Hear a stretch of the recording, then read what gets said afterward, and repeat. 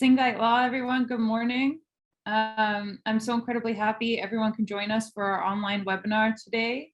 My name is Alessandra Cross. I am a Haida, currently living in Skidegate, and I belong to the Sasas Eco Clan, which is actually from Masset.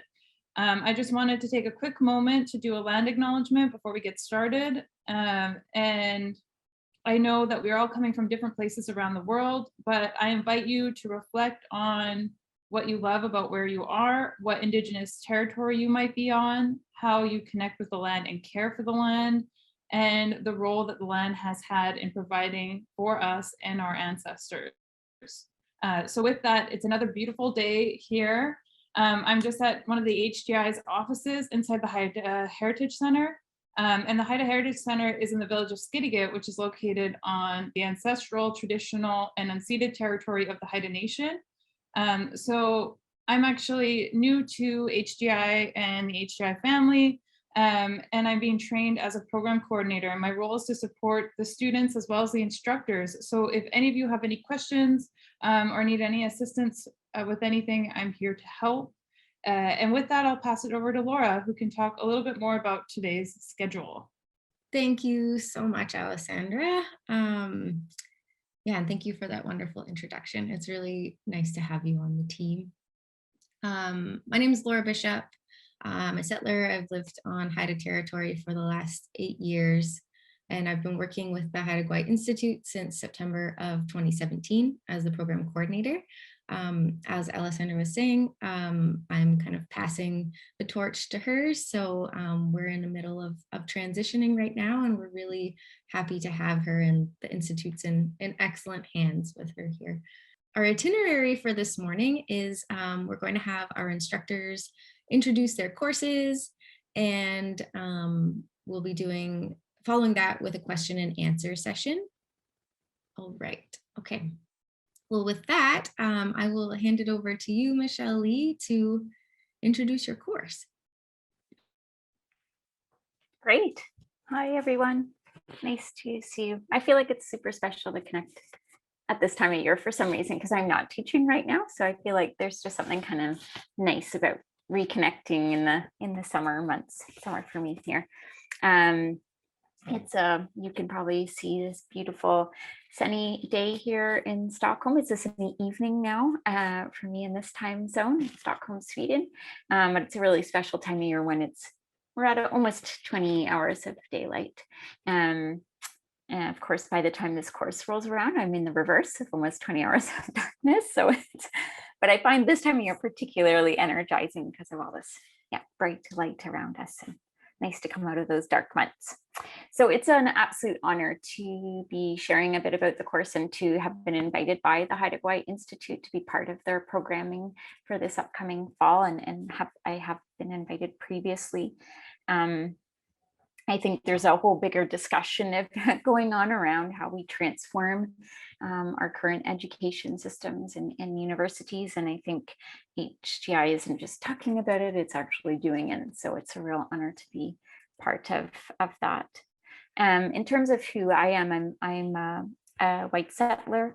When I'm home in Canada visiting family, I call home the traditional territories of the Saanich and the Kwanglen peoples, otherwise in English referred to as Victoria right now. But now, as I mentioned, living as an immigrant in Stockholm, Sweden. And I co-teach this course with Dan McCarthy, who's not with us at this precise moment, but he lives on the traditional territories of the Anishinaabe and Haudenosaunee peoples in what is referred to in English as Kitchener, Waterloo, Ontario. So I'm just going to share a little bit. I'll share some slides. Everyone can see everything okay? Does that work? Yep. Okay. Great. So, little picture here of Dan, since he couldn't join us, just so you get a sense of who he is. And again, it's just an absolute luxury and privilege to have an opportunity to co-teach this course. So I thought I'd start with actually just as Laura mentioned, our title of this course is a bit of a mouthful. And in some ways, the word resilience is a bit of a buzzword these days. But I think because of that, then people have their own ideas and have heard it used in many, many different ways. So I thought I'd start off with just explaining a little bit about what it is and how, or at least how we will use that term in this particular course. And maybe it's easiest even to say what we're not referring to. So I think a lot of the time I feel like when I hear resilience get used, people are talking about it in this way as if it's about recovery, it's about bouncing back to something that was, and now post-pandemic or during the pandemic, we're starting to hear this phrase building back better. But a lot of that language is often sort of this picture I have of this, like it's about being on some sort of positive trajectory. And there's this little aberration and then get right back up there and just bounce right back up. And I think the reality is with the current state of the world, it's not a positive trajectory for many, many people. So that's the first thing. But second of all, I think, there's a lot of different strands of research that feed into how we understand resilience, from psychology to engineering to ecology and social ecological systems. But I think even if you're just thinking about it from a psychology standpoint, you can imagine when we go through major life events, you don't just bounce back to how you were before. You're always changed. And so this theory of resilience is a theory of change. And so that's what we talk about. And it comes from the perspective that we use comes from complex systems and social ecological systems. But those of us that work with this theory tend to think, well, maybe change looks more like this, right? Like an infinity loop that goes on and goes through different phases. We think it occurs at different scales, and the kinds of change that is happening at really large scales, maybe that unfolds in very different ways than it unfolds in small scale systems. So we talk about the differences across different scales. And we also think there are very different kinds of change within resilience. So we talk about resilience, including kinds of change around persisting, around adapting, and when systems actually transform. So then the question becomes, how can we think about all those different kinds of changes then from different perspectives and different ways of knowing? What does it mean to be a community and to navigate complex social ecological change today? And so also, there's many elements that we actually want to persist, we want to hold on to. Languages, which Jasquan will be talking to us about, and values and cultural practices and rituals. And then there's other aspects of systems that we may want to dismantle, we may want to transform. So how do we navigate that? How do we hold on to some parts of our systems and let go of others and change others? So we'll be talking about those kinds of issues and the patterns that we found in our research around those kinds of topics. And of course, then who in a community gets to decide that, right? How do we organize ourselves in our communities to make those kinds of decisions? And how are different communities around the world organizing themselves? Are there things we can learn from different communities? And how are social ecological systems intertwined in all of that change? So of course, if we were in normal programming times, our course would look something like this. It would be land-based and experiential-based and deeply rooted in those pedagogies, as I think all the courses that HGI offers are. But of course, in the past year, it's become to look more like this. However, one of the things that we learned last year and I have to say, we really grappled with this. So Dan and I are both white settlers. We're not from Haida Gwaii. So it really posed this conundrum of how do we do a course focused on resilience in community when we're not actually all in community together? What's that look like? And of course, one of the ways that is enlivened in these online formats is that Haida Gwaii Institute itself is with us all of the time, and the incredible Haida knowledge holders, as well as the community educators who come and who we learn from. There's also brilliant scholarship and texts that we study from across many different Indigenous scholars who we can use those as resources, and they ground us in other communities across Turtle Island. And I'm also personally based at an international research center, the Stockholm Resilience Center at Stockholm University, where people come from all over the world. And so one of the things that I'm able to contribute is bring in what are we learning from communities, from their communities in different places around the world. And perhaps most importantly, we've recognized that this format has opened up so much space for the students themselves to bring in their communities and to focus on that in a much deeper and rich way. So last year, just as one example, we had one student from the Philippines who is teaching us about mythology around the gecko when we were talking about social, ecological, and human nature relationships. We had another student from Indonesia teaching us about water issues in Bali. And we had another student who was deeply involved in activism in a number of cities across Canada around many different issues, but one of which was hostile architecture. And we were drawing on principles around kinship that Métis scholar Zoe Todd teaches us through her texts, and drawing on those in that discussion. And what happened was another student, not presenting, actually had experienced directly in that her own sister was experiencing houselessness for more than the past decade, and a number of mental health and addiction issues.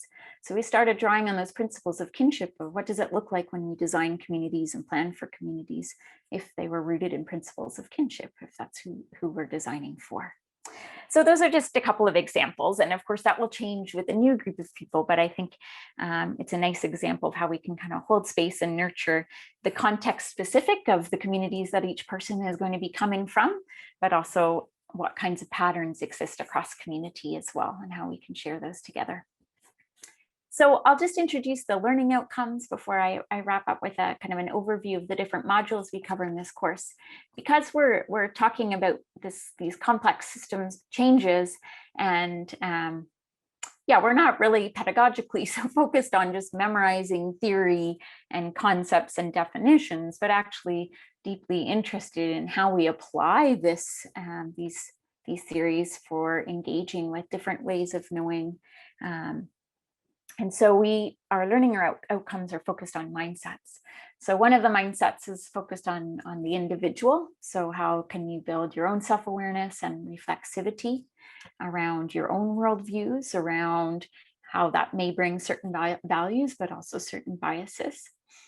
But then we also spend a lot of time thinking about if we're interacting with different ways of knowing and a diversity of perspectives, then how do we actually also nurture not just an understanding that those different perspectives exist, but how do we nurture trust and reciprocity and care for engaging collaboratively? So we work on a collaborative awareness mindset. And then our last one is about a systemic awareness. So how do we start to recognize, again, patterns across different problems and across different global community and local community dynamics, and how those may be either constraining or enabling the context for resilience. So I just want to give a very quick overview of the different themes and modules we'll cover across this course. Again, fitting with our mindsets, we begin the first module looking at reflexivity and introducing resilience.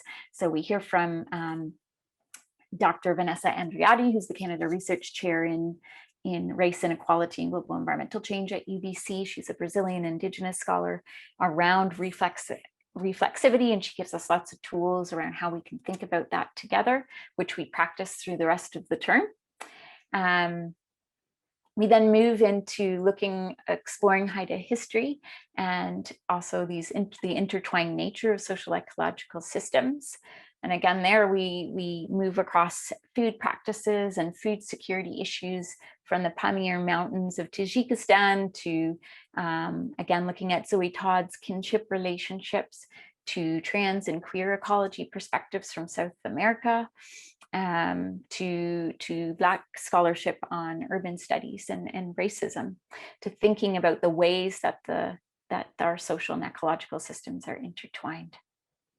And then we'll get into these different kinds of change that I mentioned before, and then we'll carry that throughout the term, looking at these different types and the different kinds of capacities we need for those different kinds of change: persistence, adaptation, transformation, and how, again, around how we can govern and organize ourselves socially together to support and enable strength and resilience in our communities. And we spend a lot of time learning from each other, where the students are leading different sessions. And we finish with another interesting capacity, I suppose, for change around imagination. So looking at art and storytelling and their roles in social change processes. So I invite you to come join us. I'll end there, but certainly happy to go into more details if there's any questions. Thank you. Hawa, and Hawa, Michelle, for leading us today with your, I got to learn a lot about your course, and that's exciting. And Hawa, to those that can join us either here or on Facebook Live, I appreciate you showing up. So I will speak to my new course in the fall, Language and Culture Continuity. So I believe I can share the screen.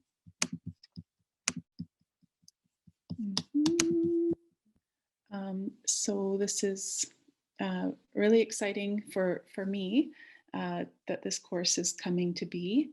I have worked much of my adult life in the field of language revitalization here in Untitled Haida Gwaii in Masset, my community. So a bit about myself: Gistu di Ijin, who am I?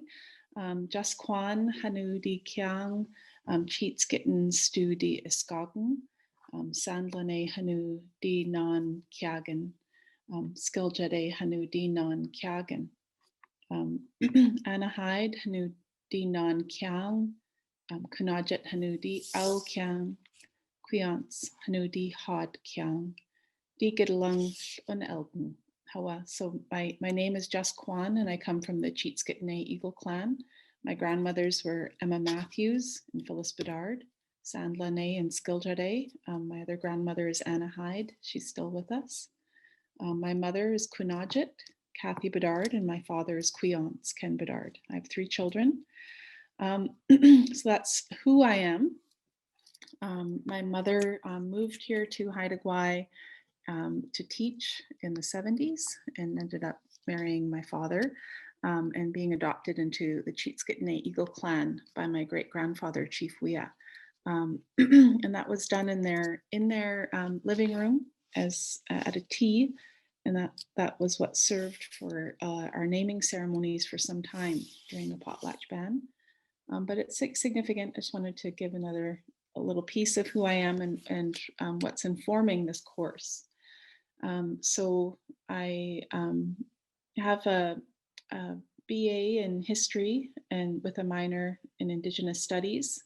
My master's degree is in Indigenous governance with a focus on language. I did my governance project on the Haida-Gwaii, which is known as Haida language family, also known as a language nest, which is based off of the language nest program in New Zealand, Aotearoa. So I currently am a teacher. I teach at the School District 50 as a Haida language and culture curriculum implementation teacher. And I've focused much of my professional life, as I said, and my adult life and what I want to do as a mother and community member on language strengthening and revitalization, and that's through programming, so through teaching and through resource creation, as well as some other type of lobbying for funding and for change, because for much of our recent history, our relationship with Canada has included an oppression of our language, through residential schools, and then very inadequate steps to assist in terms of repairing a lot of that damage that was done. So I sit on the First Peoples Cultural Council Board of Directors. As a director, I'm in my final term, where we really look to strengthen not only our individual languages, but our languages as a whole here in what is known as British Columbia. And also connected to kind of our national efforts and across the country. But in British Columbia, we hold 60% of the Indigenous language diversity in Canada. And so a lot of nations have very similar situations to us here in Haida Gwaii. So I've put a lot of thought into the content of this course. It's basically an explanation of a lot of the work that I've done in both community and in bigger stages. And it also, you know, I'm in my third year now at SFU in a PhD program with a focus on Indigenous language strengthening. So this course looks to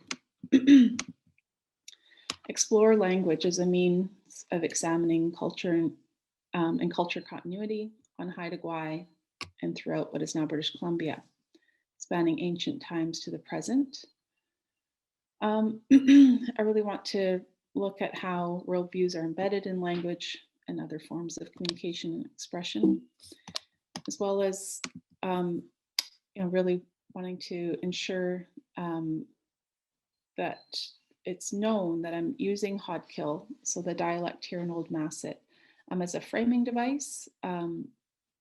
However, we're going to be looking at the universal connections between language, culture, history, land, health, and resilience. The importance of looking at things such as oral histories really do connect to current events and understanding basically the weight and the handling of this type of knowledge and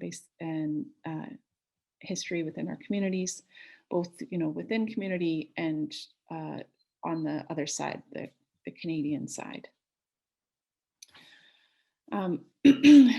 Definitely want to explore the use of language as a tool for cultural resurgence, and just that thread that keeps us strong.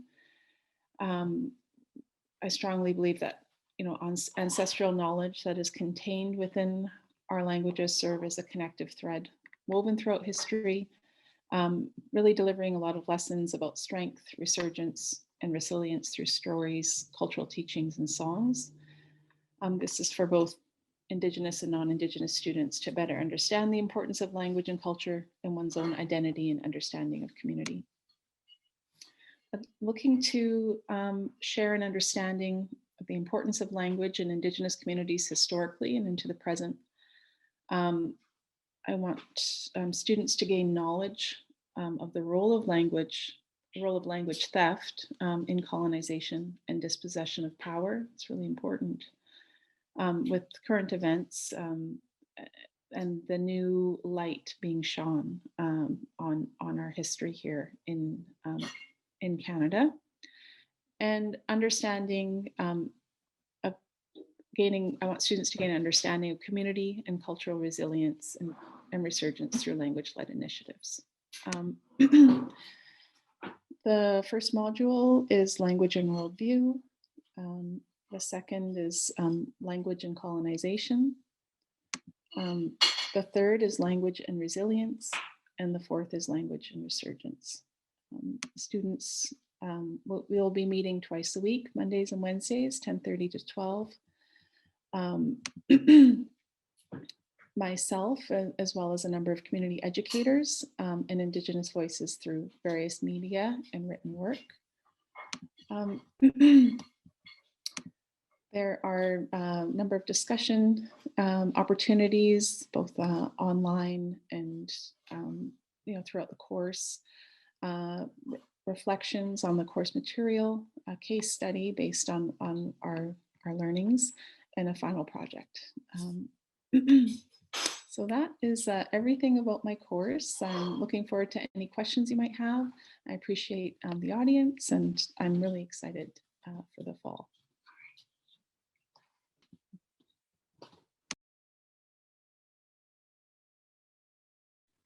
Good afternoon, everybody. My name is Gidyak E. My English name is Sean Young. I'm from the Gakiels Kigawai Raven clan of Kuna Ilnagai or Skidans. I'm the instructor for the HGI's HGSE 360 class, Ocean Peoples Culture and Tradition. And this class is a good introductory into traditional Haida culture and society on how the Haida people and culture interacted with the marine and terrestrial environment and how it has changed over time from pre-contact 1774 to around the 21st century. And it largely focuses on resource management throughout time and highlights certain periods within time where our culture and society changed and adapted to these ongoing changes. Throughout the course, throughout the lectures, we will have many guest speakers, local knowledge holders, there'll be Haida elders and scientists from various fields involved providing guest lectures and presentations. Some of the local knowledge holders are Haida elders, Herbie Jones, Gwaganut, Diane Brown. Hopefully Key Ilgis, Barb Wilson will partake. We'll also have Dr. Ralph Matthews from SFU, Daryl Fedji, Dr. Norm Sloan to speak on various subject matters throughout the course. This course, with the aid of the guest speakers, I do my best to blend Haida oral history and cultural knowledge and ways of being with Western science, and we blend the two throughout the entire course on various subject matters. Throughout the course as well, we'll have a handful of virtual field trips, which we get to partake and will be available to view. One of the field trips is to Kwa Ilnagai, west of Dajing Geets here. In the inlet, we look at shell middens, we get into marine harvesting, what food types the Haidas were eating. That period, we'll get to look at an ancient village site, examine the shell midden, maybe find some stone tools, look at mint and stinging nettles that are still there. Another field trip is heading out to Asta Ilnagai or Copper Bay, where we'll look at fish weirs that were used to fish various species of salmon, as well as we'll get to see a modern Haida food fishing small village where we fish for tahit or sockeye salmon in the spring. And another field trip will be hiking up Nunska Gondola or Gore Brook Trail behind the plateaus behind Dajing Geets, Queen Charlotte, where we get to look at some beautiful forest environment. We'll get to see some traditional Haida cedar harvesting techniques and evidence of culturally modified trees of different types, as well as walking through modern logging evidence on second growth and get into the old growth up on the plateau, which is a beautiful hike. So I am not partaking in person, virtually, on the July 6th webinar because I will be a Haida Gwaii watchman in Anu Ilnagai in Guayhanas with my little family. So if you have any questions about my course after the webinar, please email me at my UBC email address. And I'll be more than happy to answer any questions that anyone has about the class. I just wanted to thank everyone for joining us this morning. It's been really nice to kind of hear more about the courses and yeah, to see some folks engaging on Zoom and on Facebook. And yeah, so thanks very much. And I welcome anyone else to share anything as well if I've missed anything or there's anything more to add. Well, thank you again, everyone, and take care and hope to see you at the next webinar. Yay, good morning, everyone. My name is Laís Chavez, and I'm going to talk a little bit of the course I'll be teaching in the winter, marine conservation in British Columbia. Yeah, thank you, Laura. So yeah, I also live in Haida Gwaii, Haida territory for the last 6 years, and currently in Vancouver. But I'm heading back next week, so I'm excited to go back home to this amazing place that is Haida Gwaii. So I'm talking today about my course. If you can go to the next slide. I'll just talk a little bit about myself and how my experiences led to this course. I'm originally from Brazil, and I've always been awe with the marine world and interested in this. So I went to the university to study. So I'm a marine biologist, have a master's and PhD in this area. My background is mostly on research, and it's most specifically in the field. I'm a diver, so all my research was done underwater, so very exciting, and I can share a lot of those experiences. Also, all this research that I've done evolved leading to conservation in these environments that I'm so appreciative of. And I also had a lot of experience instructing field courses, most in the tropics, diving and coral reefs, and but I just love teaching. So it's gonna be like a first experience of teaching online, which might have its own challenges, but I'm excited about this new experience. Most recently, I'm involved as a marine biologist working for the Cats on the Haida Nation in Haida Gwaii. I've been more involved with management of marine resources and marine protected areas. That's what actually led me to being Haida Gwaii, to work with the Haida Nation in protecting those systems that so depend on and live on. So yeah, so these are my background. Next slide, please.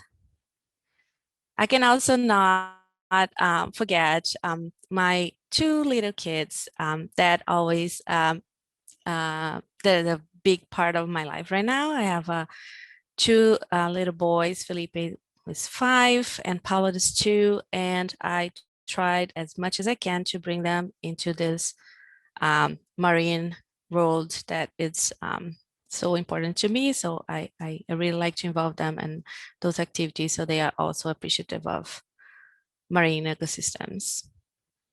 Next slide, please.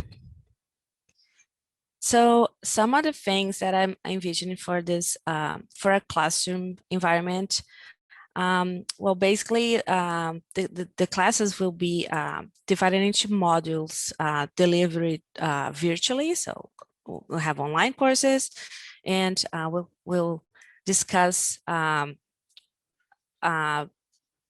focusing like every module on a different theme. So I'm going to try to bring a wide range of themes to be discussed in class. There will be some activities that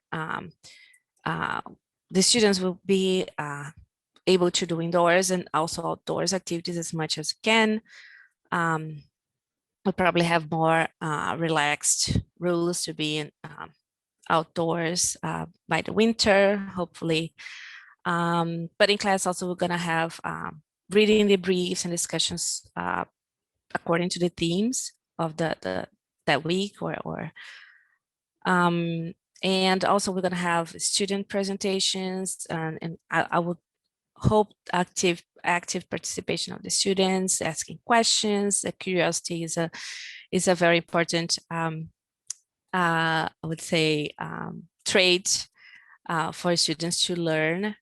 So also like mutual respect is of utmost importance in this classroom, since some people might be more shy to ask questions, and so just to maybe we create a environment of like comfort between everyone, so everyone is free to ask their questions, and everyone can, you know, jump in and try to answer that as well as the knowledge allows. So yeah, I hope we can all be comfortable in this environment. And next slide, please. So some topics that I hope we covered throughout this course. Of course, I'm going to introduce some theory and core concepts in marine conservation, just to provide some background in, you know, the most important information that needs to be understood about the field. But also we're going to dive into some cool technologies and methodologies that are used nowadays for the conservation of marine environments. We're going to have like some people coming in and sharing how traditional knowledge is applied to marine conservation. I have an inside view also as working with the Council of Haida Nation, as everything we do in our work incorporates traditional knowledge, Haida traditional knowledge in the work that we do. So we'll have a good perspective on that. We're also gonna have like a lot of people coming in to tell us about their successful stories in British Columbia. And as I explained, there's going to be some outdoor activities. So I hope that I can provide an environment that or quests to the students that they can go out in the field and do their own things and experience firsthand. So yeah, next slide, please. So as I say, a lot of people will come to join us and talk about their experiences. As we call community educators, is our way out there. Since we're going to be in a virtual environment, we're going to have these people bringing the field to us and what they do. So these community educators will be mostly people from Haida Gwaii and also areas within British Columbia. So have people along the coast coming. They're gonna present us with their different worldviews and their approach to the conservation, how they navigate the world of conservation. I'll try to bring a lot of guest speakers that will range from the intertidal to the deep sea. So we have a good view of the marine environments that we have along British Columbia. So they might comprise people from academia, community stewards, government employees, NGOs, and more. So this could be also delivered in live sessions with questions and answers after, or pre-recorded content depending on availability of the guest speakers. They might last minute maybe be occupied on their field work, which is exciting, but then we don't lose that their contribution to the course. And so we're going to have a lot of knowledge sharing and lessons learned on the work, and most of them, as I know, as good storytelling folks, they're gonna help us navigate their own world through their views. So that's really exciting. Next slide, please.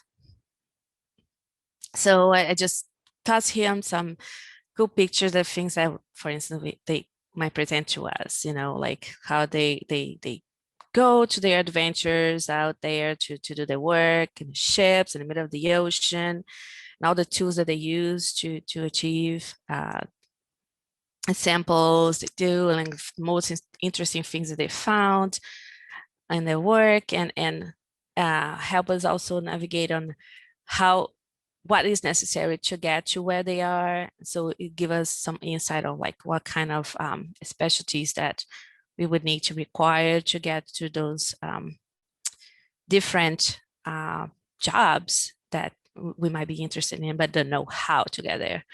So that's something also cool that we're gonna get from them. So next slide, please.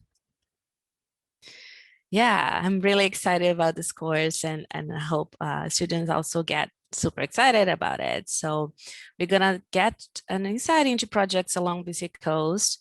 And so I expect I will also learn a lot about those. I have like very superficial knowledge of those. So it's gonna be super nice to get more depth knowledge of those.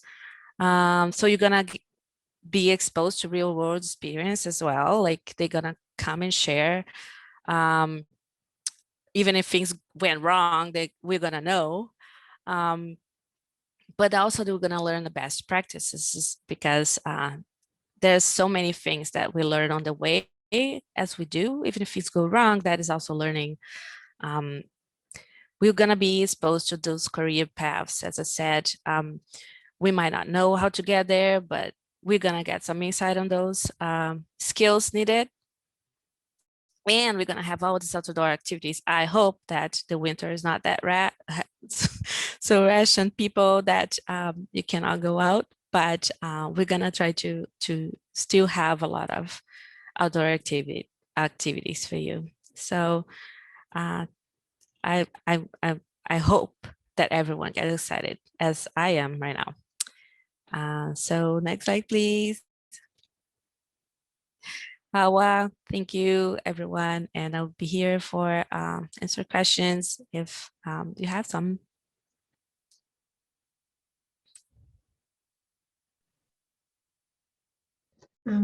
Great, thanks, Laura and Lice. So hello, everyone. Welcome. I'm joining you today from the traditional, ancestral, and unceded territories of the Musqueam, Tsleil-Waututh, and Squamish people in the area, also known as Vancouver. Fish and fisheries are central to the identity and lifeways of Indigenous people along the North Pacific coast, as they are elsewhere in the world. And this course focuses on this relationship and the importance of moving towards shared decision-making in fisheries management. So the course I'll be teaching is Fisheries Co-Management of the North Pacific Coast, which is also in term 2 of the winter term. But before I tell you a bit about the course, I wanted to give you a little bit of a background on me and a few random facts. So my history or my ancestry hails from the west coast of Scotland on the Isle of Skye. I'm a 4th generation settler in Canada, and I live now in East Vancouver with my partner Brian and 2 very lively daughters, Aria and Emily. And let's see what else. I've had the incredible privilege of visiting Haida Gwaii on numerous occasions. And 2 years ago, I was invited to teach the first iteration of this course in Sandspit. I was invited back this past winter to work with Laura and the wonderful team of people from HGI and UBC to convert this course into a virtual format. And both times it's been an absolute pleasure to teach and learn alongside a wonderful group of students and community educators. And so it's really such a privilege to come back and do this another time this coming winter. So my research and work over my entire career has focused on fish and fisheries, and I'm continuously learning in this space. So I wouldn't say that I'm an expert, but I'm super excited to always be gathering knowledge in this sphere. My favorite marine animal is the giant Pacific octopus, which has so many incredible and sometimes underappreciated qualities and characteristics. And finally, I'm a baker and make all things sourdough related with starter that I was gifted when I was up in Haida Gwaii before the pandemic, very conveniently. It's a great hobby to have during the pandemic. And recently I've been baking a lot of sourdough cinnamon buns. So it's a little random fact about me, but enough about me and my sourdough baking. More about the course. So the course broadly focuses on transforming fisheries governance in Canada and why a collaborative or co-management approach is necessary, and how shared decision-making is really of benefit to fish and to people. And so in this course, we hone in on some really successful examples of co-management from the North Pacific coast, with one very powerful example, among others, of what's possible in terms of co-management of natural resources. So we talk about Gwaii. We go into depth into the 2018 Land, Sea, People Plan, which is the co-management agreement, and outlines how Haida values are integrated into the management of resources, both on land and water, in this beautiful area of Haida Gwaii. And we bring in representatives from the Archipelago Management Board into the class to share their experiences in this co-management arrangement that now includes the Council of the Haida Nation, Parks Canada, and the Department of Fisheries and Oceans. We talk about in the class about Indigenous resurgence, and the connection between fishing rights and broader assertions of Indigenous rights to steward the lands and waters in traditional territories, with examples from Haida Gwaii and from other parts of the coast, from Heiltsuk territory and other nations along the coast. We also talk about the United Declaration on the Rights of Indigenous People, which has now been made into Canadian federal and provincial legislation, and what this means to uphold these and implement them in a fisheries context. We also talk about reconciliation and what's been moving forward in terms of reconciliation in fisheries.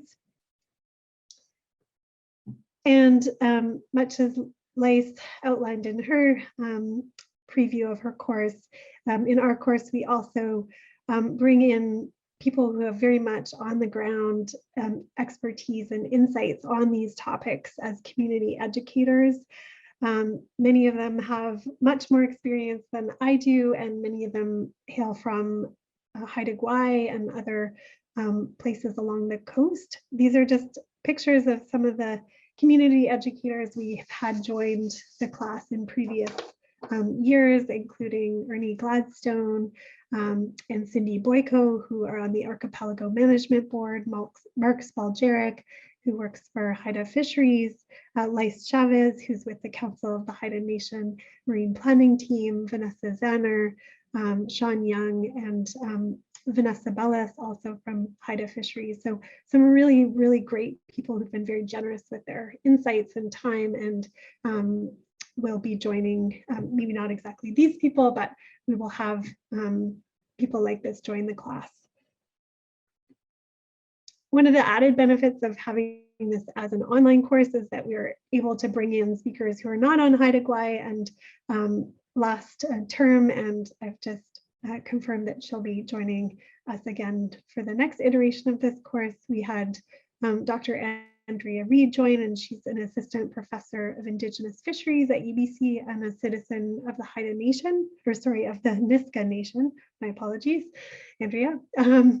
She engaged the class in lively discussions, and after we read a recent paper where she talks about two-eyed seeing as an approach to bring together Indigenous knowledge and Western scientific knowledge to better respond to fisheries management challenges. And the students really enjoyed this session and being able to apply a lot of the concepts that we had built upon earlier in the class to this concept. So in terms of what to expect in this virtual classroom, my goal first and foremost is to foster a really respectful and supportive learning environment where everyone feels comfortable to share their ideas and feels supported in exploring the topics that they're most inspired by. And so we'll do this through a variety of activities, including group discussions, small group work, a reflection journal, peer reviewing one another's work, listening to podcasts, and a very targeted list of readings. There's so many great readings in this space, but I've tried to sort of pare them down to just the really best ones. We also read current newspaper articles and other sources of media, including videos. We also have some really great videos that our wonderful videographer Laura Bishop filmed up in Haida Gwaii that take us on a virtual tour of some really important sites around Haida Gwaii with respect to fishing and fisheries. And so we had a virtual tour of Copper River, which is a really amazing spot and a very important one to Haidas in terms of traditional food gathering of salmon. And I'm sure there'll be others for this coming year. So I think I'll leave it there for now, but I'm absolutely happy to answer any questions that people have either on this virtual session, or if you want to email me. I think Laura is going to share all the email addresses in a little bit, but email me or the Haida Gwaii Institute team, and we'd be happy to answer any specific questions you have about the course. So thank you and hala for listening, and I look forward to maybe seeing some of you this coming winter. Hi, everyone. My name is Hilary Thorpe, and I'm thrilled to be teaching the seminar in ecosystem-based management in the winter 2022 semester. I'm coming to you today from Ontario on the traditional territory of the Wendat, the Haudenosaunee, and the Anishinaabe peoples. I return here every summer where I grew up to spend time with my family.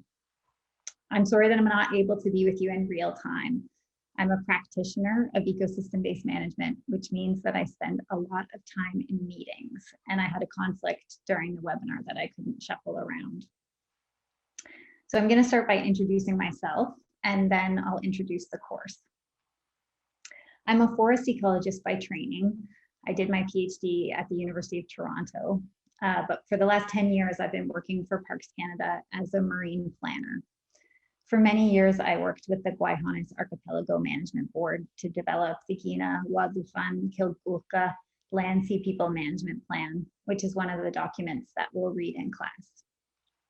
Before I joined Parks Canada, I worked as a postdoctoral fellow at UBC and was also the academic director for the Haida Gwaii Higher Education Society, where I helped develop the first Haida Gwaii semester program. So this course and the Haida Gwaii Institute are both near and dear to my heart. My partner and I lived on Haida Gwaii for 12 years, starting in 2008. We recently moved to Revelstoke, BC in the mountains for my partner's new job. Our kids, ages 8 and 10, are still super mad at him for taking us away from Haida Gwaii, which is the place that they call home. Okay, so on to the course. According to the definition in the Pacific Northcoast Integrated Management Plan, ecosystem-based management, or EBM, is an adaptive approach to managing human activities that seeks to ensure the coexistence of healthy, fully functioning ecosystems and human communities. While the concept of EBM is well established in the academic literature and has been for many years, there still remains a wide gap between theory and practice. Haida Gwaii provides rich examples both on the land and in the water through which to analyze and understand the challenges of applying EBM in a real world setting. And this is what we'll grapple with in the course. The course is organized around critical analysis and discussion of shared readings. So in that way, it's kind of a typical seminar course. We read things, sometimes hard things together, and then we talk about them in the course. So in the first half, we'll focus on academic literature. And then in the second half, we explore how EBM concepts are being applied on the ground and in the water, focusing particularly on Haida Gwaii.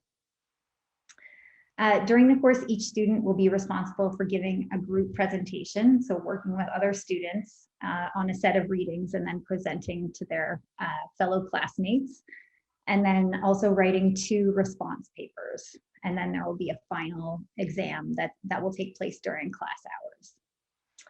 Everyone is also responsible for participating in our weekly discussions, both through sharing perspectives and active listening. The course runs every Friday from 10 till 1 Pacific time.